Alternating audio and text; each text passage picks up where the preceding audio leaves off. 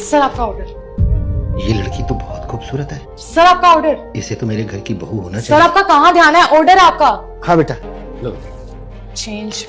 अरे नहीं नहीं बेटा, चेंज की जरूरत नहीं है, तुम अपने पास रखो। अरे नहीं नहीं अंकल, मैं आपको चेंज देती हूँ। अरे बेटा मैं कह रहा हूँ ना, रख लो।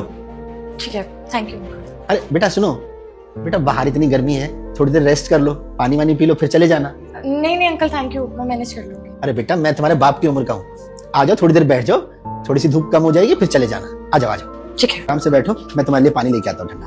जी। लड़की आई है, तू उसे एक बार देख ले।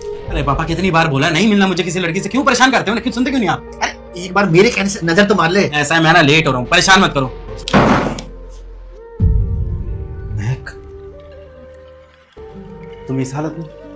हाँ वो मैं डिलीवरी का काम करती हूँ ना, अगर मुझे पता होता है तुम्हारा घर है तो मैं यहाँ पर नहीं आती।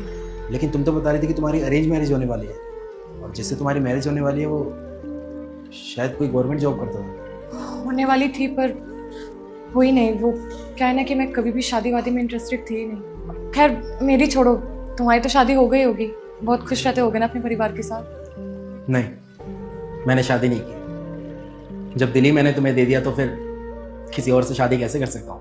तो किसी और से शादी करके उसकी ज़िंदगी क्यों बर्बाद करता? नहीं कि मैंने किसी और से शादी। तुमने तो मेरे प्यार को कभी समझा ही नहीं ना, मेरे प्यार की कभी कदर ही नहीं की। आखिरकार मेरी गलती क्या थी जो तुम बिना कुछ कहे ऐसे ही चली गई? धर्मेंद्र, इसमें तुम्हारी कोई गलती नहीं है, पर शायद भगवान को कुछ और ही मंजूर था। जिस दिन मेरी शादी थी उस दिन एंड मोमेंट पे मेरे पापा की तबीयत खराब हो गई, इसीलिए मेरी शादी कैंसिल हो गई। पता नहीं, शायद भगवान ने मेरी सुन लिया, भगवान को कुछ और ही मंजूर था। मुझे तो बिल्कुल उम्मीद नहीं थी कि मैं जिंदगी में दोबारा कभी तुम्हें देख पाऊंगी, और अगर दोबारा कभी देख भी पाती तो मुझे नहीं लगा था कि मेरे अंदर इतनी हिम्मत होगी कि मैं तुमसे बात तक कर पाऊँ ना।